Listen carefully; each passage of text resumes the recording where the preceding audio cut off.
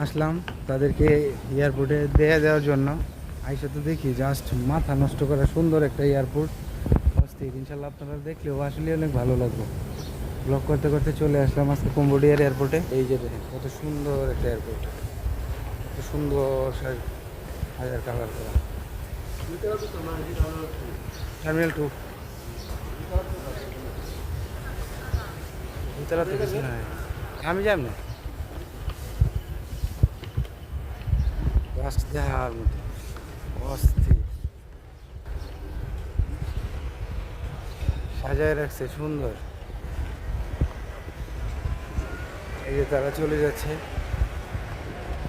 তাদেরকে এয়ারপোর্টে উঠিয়ে দিতে আসলাম। এই আমার তো ভিতরে লাগে মনে দিত না।